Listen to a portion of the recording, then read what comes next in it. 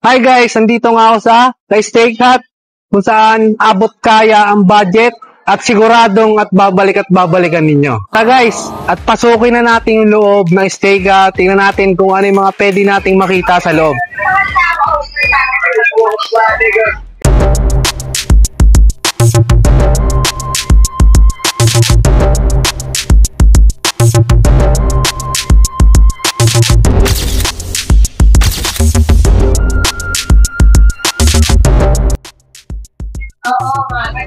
Hi guys, ito nga yung menu nila, Steak Hut.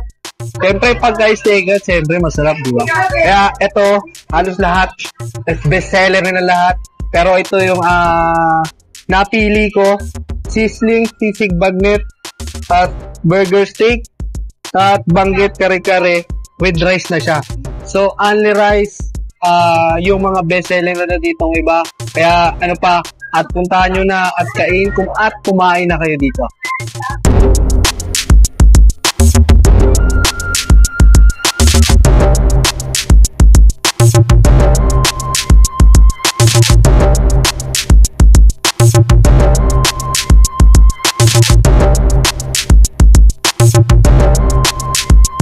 At ito pa guys, at meron din silang coffee shop, hindi lang kainan, meron din silang resto doon. Kainan, coffee shop sa likod. So ito lang yung lawak na to. Kainan to, kainan.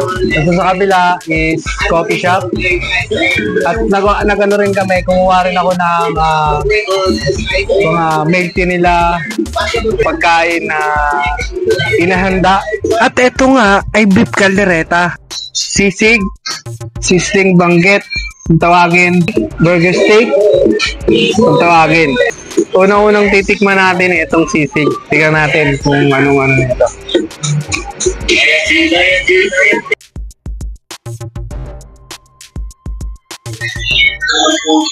Tingnan natin.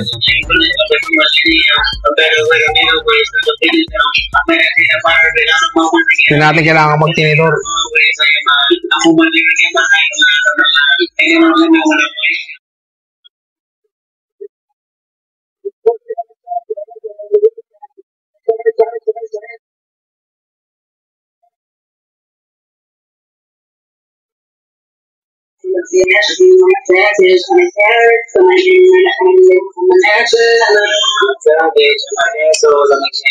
Itlog nga, itlog.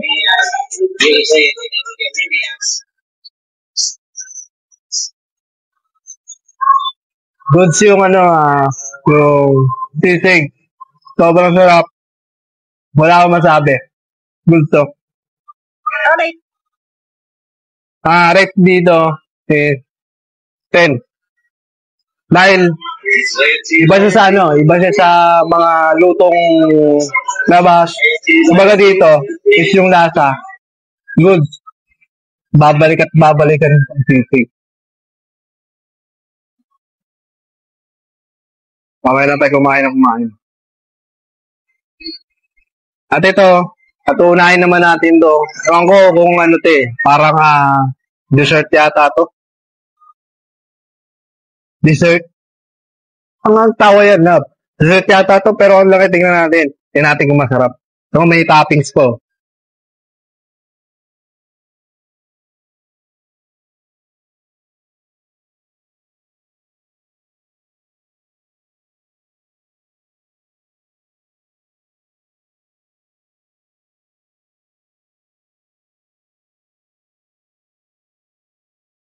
Go.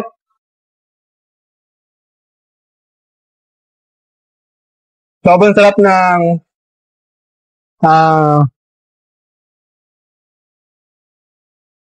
burger steak. Sobrang sarap. The best to, the best. Wala akong masasabi. Ang rate ko dito guys, 10. Dahil ibang-iba siya sa mga burger steak na natikman ko. Wala akong masabi, solid.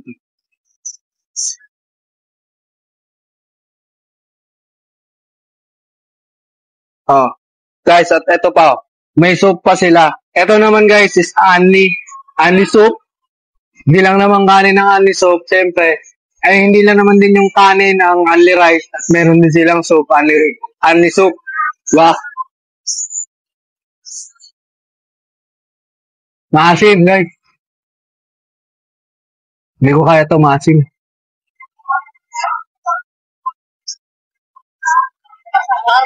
Pero masarap. At isa sa lahat guys, masarap. Maasim nga lang. Kasing asim mo. At ito naman yung pang-apat natin. Beef caldereta. Tingnan natin kung ano ang lasa nito.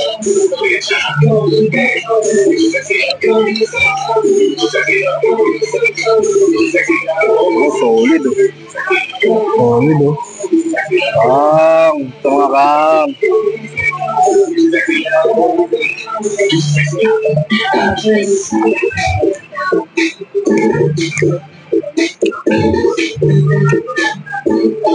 Okay, nakalimutan ko ata pangalan ko.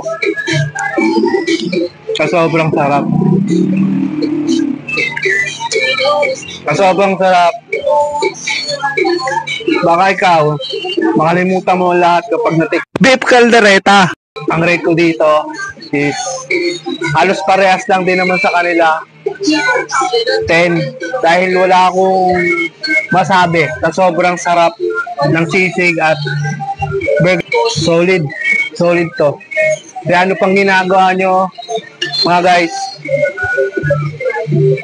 At dumayo na kayo dito sa The Steak Hut. Tara na. Kumain tayo. Sabay-sabay na tayong kumain. At tikman natin itong ano na to, strawberry na to. Dapat kung tutusin nga, mamaya na titingnan natin. Paano ba mong bukas niyan? Ito ba mong bukas niyan?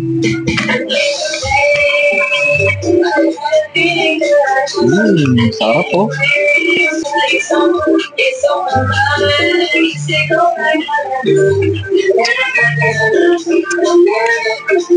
Sarap. Sarap to, strawberry. Kaya ako, alam mo yung tamis niya, saka yung tamis ng strawberry, naghalo dahil sa sarap ng strawberry. Ang rate ko dito, 9. Dahil nag-swak yung lasa ng strawberry saka yung lasa ng ano ba to, gatas? Gatas ba tawag sa ganito? Basta yun. Naghalo yung sarap niya. Solid, solid. At ito, tingnan naman natin itong Thai. Ang tinatawag nilang Thai. Ayun.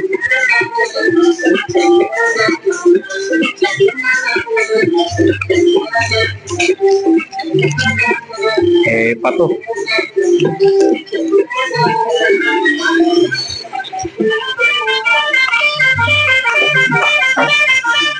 Ito naman, Thai siya na may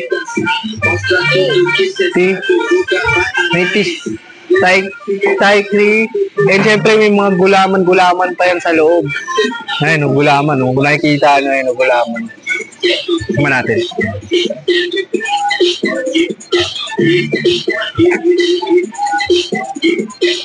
Ito naman guys, sobrang ano niya, matamis. Matamis siya. Na masabi, matamis eh. Kung kumpara dito sa strawberry, kung kumpara dito, saka dito. Ito naman kasi, sakto lang yung tamis niya.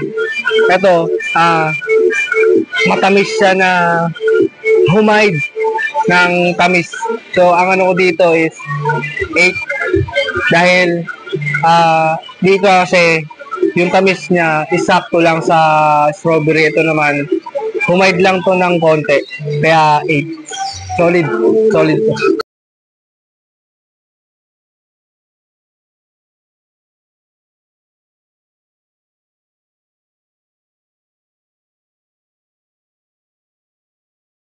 So guys, kakatapos ko lang kumain at lahat ng mga pagkain na to, lahat ng sinerve sa amin, sobrang sarap. Goods na goods to. Kung ako sa inyo, puntahan nyo na yan dito sa The Steak Hut. Yes, everyone, ini-invite ko po kayo na bumisita sa aming steak hut dito sa 43C Desor Street, Rincon, Valenzuela. Ayan. Para matikman niyo po ang specialty ng Sarabia Catering po. Yan.